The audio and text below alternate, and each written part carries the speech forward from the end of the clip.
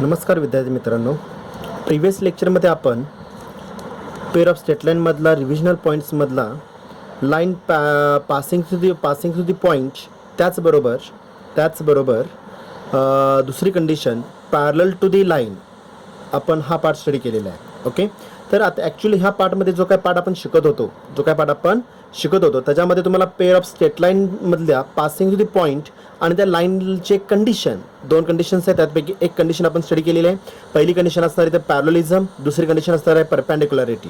Okay, तर त्यातली पहिली कंडिशन जी काय आपण पाहिलेली आहे parallel to the line and passing through the point. आता दुसरी जी कंडिशन असणार आहे परपॅन्डिक्युलर लाईन म्हणजे काय असणार इथं पासिंग थ्रू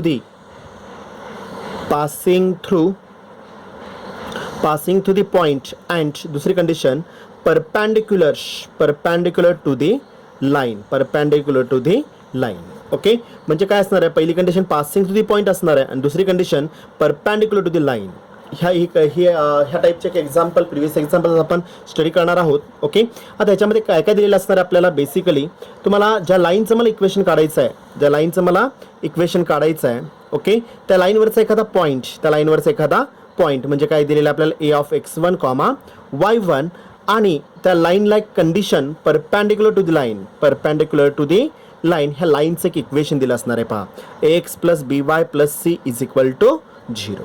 ओके, तर म्हणजे परपॅन्डिक्युलर लाईनचे तुम्हाला एक इक्वेशन दिलेलं असणार आहे आणि त्याचबरोबर आपल्याला त्या रिक्वायर्ड लाईनवरचा एखादा पॉईंट, हे रिक्वायर्ड लाईन जी आहे त्याच्यावरचा एखादा पॉईंट तुम्हाला रेफर केलेला असेल. ह्या दोन कंडिशनचा वापर करून आपण रिक्वायर्ड लाईनचं इक्वेशन इझिली कॅल्क्युलेट करू शकतो. पहा ओके, आता ह्याच्यामध्ये सुरुवातीला पार्ट काढायचा कुठला असणार आहे 1 by 1 स्टेप बाय स्टेप एक पार्ट त्याच्यामध्ये तुमचा ॲड होत जाणार आहे. ओके, तर सुरुवातीला जे काही लाईनचं इक्वेशन दिलेलं असणार आहे तुम्हाला हे कुठल्या लाईनचं इक्वेशन आहे general equation of the line. 10 प्रकारच्या ज्या लाईन्स आहेत त्यापैकी कुठल्याही कंडिशनमध्ये तुम्हाला परपॅन्डिक्युलर लाईनचं इक्वेशन दिलं असेल. मग ते नॉर्मल जनरल फॉर्म असेल किंवा पासिंग टू दी 2 पॉईंट्स असतील किंवा स्लोप पॉईंट फॉर्म असेल. पहा ओके, कुठल्याही फॉर्ममध्ये तुम्हाला परपॅन्डिक्युलर लाईनचं इक्वेशन तुम्हाला प्रोव्हाइड केलं जाईल. ओके, तर सुरुवातीला आपल्याला जी काय गिवन लाईन जी दिलेली आहे त्याचा स्लोप m1 आणि रिक्वायर्ड लाईनचा स्लोप मी इथं m2 रेफर करतोय. ओके, रिक्वायर्ड लाईनचा स्लोप m2 आहे. ओके, तर सुरुवातीला आपल्याला m1 ची व्हॅल्यू कॅल्क्युलेट करावी लागेल by using the basic standard formula. स्लोपचा जो तिसरा प्रकार आहे त्याचा वापर करून पहिल्यांदा रिक्वायर्ड लाईनचा गिवन लाईनचा स्लोप मला कॅल्क्युलेट करून घ्यावा लागेल. ओके, गिवन लाईनचा स्लोप कॅल्क्युलेट केल्यानंतर मला सांगा आता रिक्वायर्ड लाईन आणि गिवन लाईन ह्याच्यामध्ये दिलेलं रिलेशन कुठलं असणार they are perpendicular to each other, एकमेकांना परपॅन्डिक्युलर आहे. ओके, जर दोन लाईन्स एकमेकांना परपॅन्डिक्युलर असतील तर स्लोपचं रिलेशन काय असणार आहे m1 m2 exactly equal to -1. m1 m2 -1 आपण m1 रिकॅल्क्युलेट केलेलं आहे. ओके, तर आता m2 म्हणजे रिक्वायर्ड लाईनचा स्लोप आहे. m2 कॅल्क्युलेट करण्यासाठी कंडिशन कुठली आहे मल्टिपलमध्ये काय असणार slope sir their product is equal to -1 आहे. म्हणजे दिलेलं रिलेशन कसं आहे मल्टिपलमध्ये. ओके, m2 हा अननोन पार्ट असेल तर मला m2 ची व्हॅल्यू जर काढायची असेल तर m1 हा मल्टिपलमध्ये पहिली काय अप्लाय होईल डिव्हिजन फॉर्म होणार आहे. म्हणजेच काय झालं आता इथं m2 is equal to -1 divided by denominator काय असणार आहे इथं m1 मध्ये रेफर होईल. पहा ह्याचा अर्थ रिक्वायर्ड लाईनचा स्लोप मी इझिली रिकॅल्क्युलेट करू शकलो by using the condition of perpendicularity. Okay, तर आता m2 चा स्लोप म्हणजे रिक्वायर्ड लाईनचा स्लोप मिळालेला आहे आपल्याला. तर रिक्वायर्ड लाईनचा स्लोप कॅल्क्युलेट केलेला आहे. रिक्वायर्ड लाईनचा स्लोप कॅल्क्युलेट केल्यानंतर passing to point is also known by using आता दोन कंडिशन्स आपल्याला सॅटिस्फाय झालेले आहेत. ओके, आता ह्याच्यामध्ये जर तुम्ही व्यवस्थित पाहिलं तर मला passing to point is also known आणि slope of the given line is also known. Okay, तर कुठला फॉर्म आपण वापरू शकतो इथं स्लोप पॉईंट फॉर्मचा वापर करून आपलं रिक्वायर्ड लाईनचं इक्वेशन मी इझिली रिकॅल्क्युलेट करू शकतो. पहा by using the basic standard formula y - of y1 exactly equal m inside the bracket x - of value x1. By using this formula to calculate the given काय असतं required लाईनचं equation मी easily calculate करू शकतो. Okay, आता एक्झाम्पलच्या बाबतीत आपण study करूया. ओके, एखादा एक्झाम्पल घेतोय. पहा इथं मला ज्या लाईनचं इक्वेशन काढायचं क्वेश्चन मी पहिल्यांदा रेफर करतोय. Find the equation of the line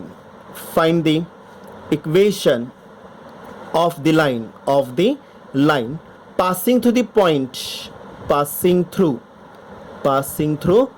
point point तुम्हाला रेफर केलेला आहे 1,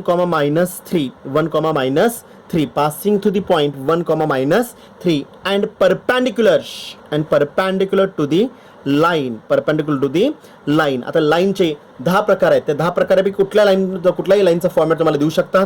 आता आपण घेताना रेफर करताना general equation of the line refer करणार आहोत.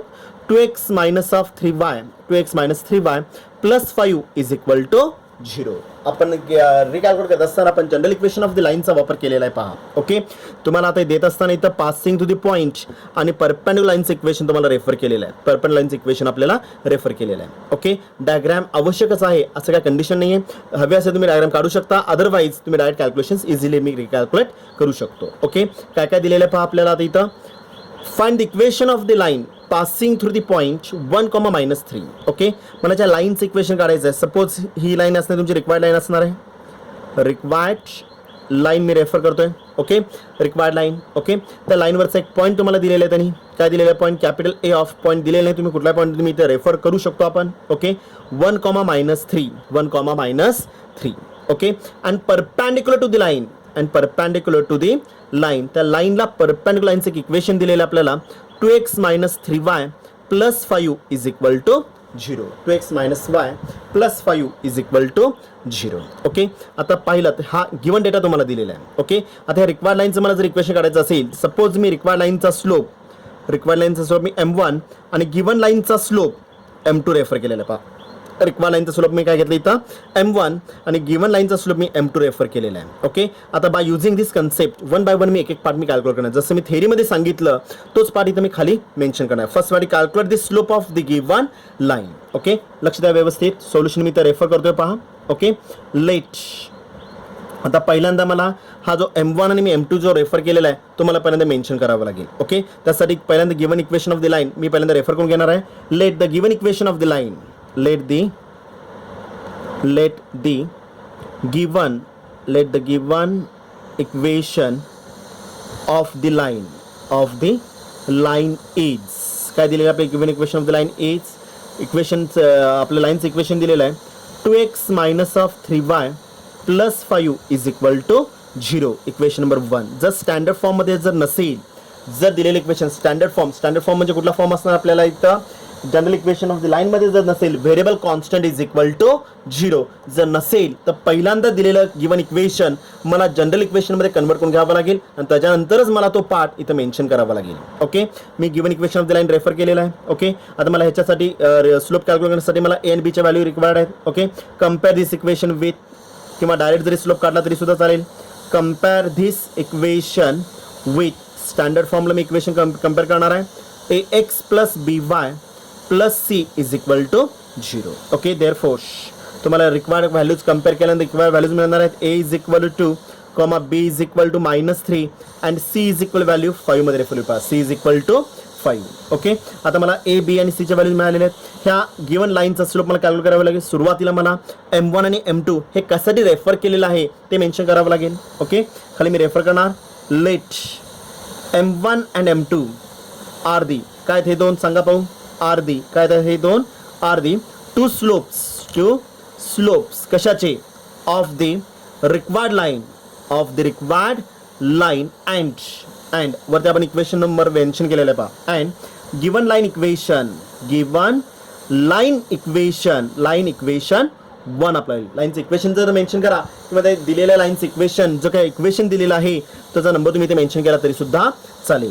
Okay, of the given line equation 1 respectively. हा रिस्पेक्टिव्हली शब्द का दाखवावा लागेल आपल्याला, कारण की दोन स्लोप्स मी रेफर केलेत. हा M1 जो असणार आहे रिक्वायर्ड लाईनचा स्लोप अप्लाय होईल, रिक्वायर्ड लाईनचा स्लोप, आणि हा जो M2 रेफर केलेला आहे तो गिवन लाईनचा स्लोप अप्लाय होईल. गिवन लाईनचा स्लोप. ओके, देअरफोर खाली मी रेफर करणार slope of the given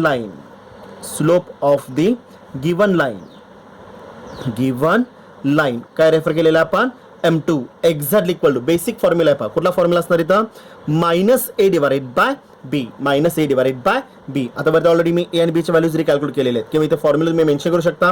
minus coefficient of x divided by coefficient of y refer होईल. आपण a आणि b च्या व्हॅल्यूज वरती रेफर केलेले त्या व्हॅल्यूज मी इथे रेफर करणार. Exactly equal to -2 divided by denominator a ची व्हॅल्यू किती आहे -2. हा मायनस फॉर्म्युला मधला आहे. Element 2 remain same. ओके, आणि b with sign convention b ची व्हॅल्यू किती आहे इथं -3. ह्याचा अर्थ गुणाकारामध्ये मायनस मायनस प्लस मध्ये रेफर होईल. Therefore M2 is equal to value का आपल्याला -- +2 डिवाइडेड बाय 3 म्हणजे तुम्हाला slope of the given line recalculate केलं पहा आपण. ओके, म्हणजे मला गिवन लाईनचा स्लोप मिळाला, किती मिळालेला इथं 2 डिवाइडेड बाय 3 अप्लाय होईल. ओके, रिक्वायर्ड लाईनचा स्लोप मी रिलेशन वापरणार आहे, उलटून गुणाकारामध्ये रेफर होईल, तुम्ही आता मेन्शन करणार. Okay, by the given condition हा गिवन लाईनचा स्लोप मला मिळाला. Okay, by the given condition आपल्याला कंडिशन काय दिलेलं पहा, therefore by the given condition condition काय दिलेली आहे इथं आपल्याला, the required line therefore by the given condition the required line okay perpendicular to the given equation of the line आपल्याला पहा, given equation of the line. Okay, आता condition आपल्याला काय दिलेलं आहे इथं, the given line is perpendicular to the required line दिलेली आहे. याचा अर्थ this two lines are mutually perpendicular to each other. Okay, जर दोन लाईन्स एकमेकांना परपॅन्डिक्युलर असतील तर आपण स्लोपचे रिलेशन स्टडी करतो आपण. Therefore slope of required line okay multiple with slope of काय दिलेलं आपल्याला, given line equation 1 exactly equal to -1. Okay, काय काय आलेलं पहा, slope of the required line multiple with slope of the given line equation 1 exactly equal -1. Okay, by the using the mathematical concept आपण slope of the required line M1 refer केलेलं आहे. Okay, multiple with slope of the given line equation 1 वरती मी calculate केलं आहे, काय refer केलेलं आहे आपण, M2 रेफर केलेलं आहे, एक्झॅक्टली इक्वल -1. ओके, ह्याच्यामध्ये पार्ट कुठला अननोन आहे, M1 अननोन आहे. Therefore M1 is equal to multiple मध्ये division form -1 divided by denominator M2 मध्ये रेफर होईल. ओके, ऑलरेडी आपण M2 ची व्हॅल्यू रिकॅल्क्युलेट केलेली आहे. Okay, therefore M1 is equal to, इथं हवा असेल तुम्ही इक्वेशन रेफर करू शकता, equation number 2. Okay, M1 is equal to -1 divided by what is the value of M2 वरती आपण M2 रिकॅल्क्युलेट केलं 2 डिवाइडेड बाय 3. हा इथं सेम मी व्हॅल्यू रेफर करणार 2 divided by 3. For reason mention करा, बाय कशाचा वापर केलेला आपण, 2 चा वापर केलेला आहे. ओके, M2 ची व्हॅल्यू मी ॲज इट इज एक्झाम्पलमध्ये मी रेफर केलेली आहे. ओके, आता हा जो काय पार्ट अप्लाय होईल, ओके डिव्हिजन फॉर्ममध्ये उलटून त्याच्यामध्ये रेफर काय होणार, मल्टिपल फॉर्म. हा जो डिव्हिजन फॉर्म आहे हा उलटून मल्टिपल फॉर्ममध्ये होणार आहे, म्हणजे 2/3 हा 3 जो डिव्हिजनमध्ये आहे तो उलटून काय न्यूमरेटरला शिफ्ट होणार आहे. Therefore M1 is equal to value काय अप्लाय होईल, -3 डिवाइडेड बाय 2. आणि M1 म्हणजेच काय घेतलेलं आपण, slope of the required line. Okay, म्हणजे मला ज्या दोन बेसिक रिक्वायरमेंट्स आहेत, पहिला काय झाला, M1 ची व्हॅल्यू, M2 ची व्हॅल्यू, गिवन लाईनचा स्लोप, आणि M2 वरून आपण M1 रिकॅल्क्युलेट केलेला आहे by using the basic standard formula M1 M2 is equal to -1. आणि M1 ची व्हॅल्यू रिकॅल्क्युलेट केलेली आपण -3 डिवाइडेड बाय 2 मध्ये रेफर होईल. ओके, आता आलेली ही व्हॅल्यू मला बेसिक एक्झाम्पलमध्ये रेफर करायचं आहे, कंडिशन मिळाली मला. ओके, देअरफोर आता M1 म्हणजे काय घेतलेलं, slope of the required line. Therefore slope of required line M1 is equal, me refer करणार M is equal -3 divided by 2 मध्ये रेफर होईल. Okay, slope of the required line आपल्याला पहा. आता slope of the required line आपण रिकॅल्क्युलेट केलेला आहे. Okay, आता तोच पार्ट आता मी पुढे कंटिन्यू करणार आहे. हा जो काय slope of the required line आपण जो कॅल्क्युलेट केलेला आहे -2 डिवाइडेड बाय 3 तो मी M मध्ये रेफर केलेला आहे. अजून एक कंडिशन त्याच पॉईंटवरचा आपल्याला एक पॉईंट अजून एक माहिती, also passing to the point is also known, capital A is given by काय घेतलेलं आपण, x1, y1 it gives passing to the point A of x1 y1 काय घेतलेलं आपण 1, -3 घेतलेलं आपण 1, -3. ओके, पासिंग टू पॉईंट मिळते, स्लोप मिळते बाय युझिंग, मी कसा वापर करू, स्लोप पॉईंट फॉर्मचा वापर करायचा आहे. ओके, देअरफोर काय येणार पहा इथे condition, the required equation of the line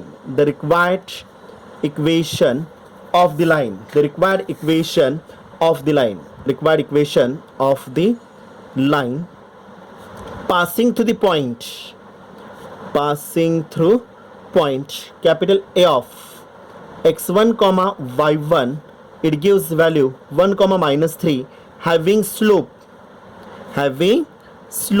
काय घेतलेलं आपण, M1 is equal M is equal to value actually M1 ची व्हॅल्यू किती आलेली आहे इथं, M1 आपण मागच्या प्रिव्हियस सेक्शनमध्ये रिकॅल्क्युलेट M1 इज इक्वल व्हॅल्यू काय घेतलं -2 डिवाइडेड बाय 3. ती व्हॅल्यू मी ॲज इट इज रेफर करणार आहे पहा, आहे तसं मला इथं रेफर करायचं आहे. किती आलेलं आहे, M1 M is equal to -3 divided by 2 -3 divided by 2 मध्ये अप्लाय होईल. ओके, इज ॲक्च्युली हा फॉर्मला काय म्हणतो आपण, कशाचा उरला रिझल्ट आपण यूज केला आहे तिथं आपण by using slope point form. म्हणजेच काय घेतं इक्वेशन काय येणार इथं, आता इक्वेशन येतं y minus of y1 exactly equal to y minus of y1 exactly equal to m inside the bracket x minus of value x minus of value x1 apply. ह्यालाच काय म्हणतो आपण डॉटेड पार्ट.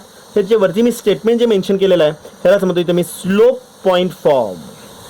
काय use केलेला आपण, slope point form use काय केलेला आपण, स्लोप पॉईंट फॉर्म. त्या फॉर्मला काय म्हणतो आपण, स्लोप पॉईंट फॉर्म रेफर करणार पहा. y minus of y1 exactly equal m inside the bracket x minus of x1. आता ह्याच्यामध्ये सगळा पार्ट आपण नोन आहे. ओके, m म्हणजे काय असणार आहे, slope of the required line m is equal -2 divided by 3. Okay,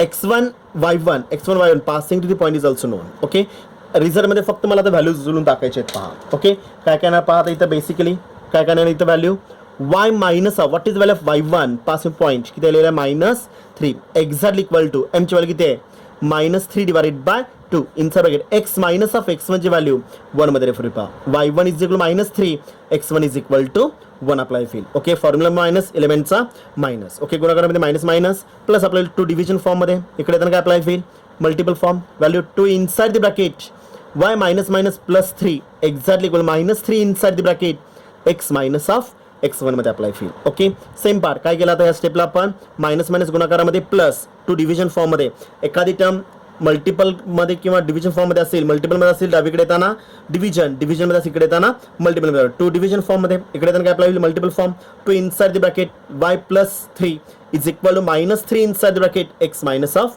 x1 आपल्याला x1 ची व्हॅल्यू 1 आहे पहा. ओके, बाय युझिंग बाहेर मल्टिपल आत ॲडिशन, बाहेर मल्टिपल आत सबट्रॅक्शन. ओके, जर मल्टिपल ॲडिशन सबट्रॅक्शन जर अल्जेब्रा येत असेल तर यूज दी काय अप्लाय करतो आपण डिस्ट्रीब्युटिव्ह लॉ. ओके, डावीकडं 2 न मल्टिप्लाय करणार, उजवीकडं -3 नात मल्टिप्लाय करायचं आहे पहा. ओके, काय ना पहा व्हॅल्यू आता इथं मग 2 टाइम्स y.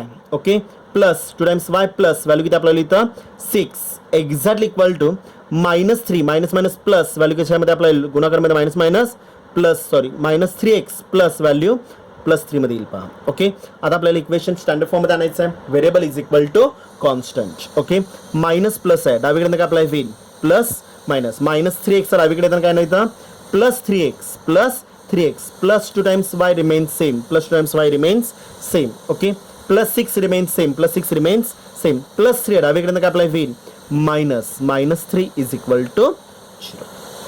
कळालं का पहा. ओके, मायनस इकडे येताना प्लस इकडे येताना minus 2y + 6 remains same. Simple फॉर्ममध्ये अप्लाय करून घ्या.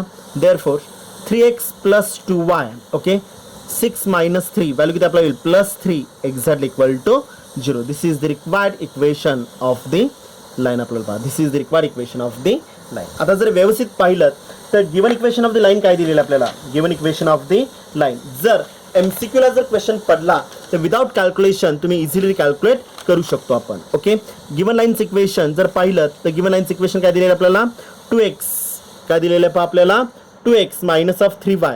व्यवस्थित चेक करा. Given equation of the line काय दिलेलं आपल्याला 2x minus of 3y +5 is equal to 0 आणि रिक्वायर्ड लाईन्स इक्वेशन काय आलेलं आहे 3x + 2y +3 is equal to 0. जर व्यवस्थित कन्क्लुजन जर काढलं जर दोन लाईन्स एकमेकांना पॅरल असतील the coefficient of the x and y are same to each other. Parallel असतील तर सेम, फक्त रिअल कॉन्स्टंट तुमचा चेंज होणार आहे. ओके, आणि जर एकमेकांना परपेंडिक्युलर लाईन्स इक्वेशन जर असेल तर a is replaced by b आणि b is replaced by a. Check करा. ओके, इथे गिवन लाईनमध्ये x चा कोएफिशिएंट किती आहे 2 आहे. इथं काय आलेला आहे y चा कोएफिशिएंट आलेला आहे. सिमिलरली 3 हा y चा कोएफिशिएंट आहे.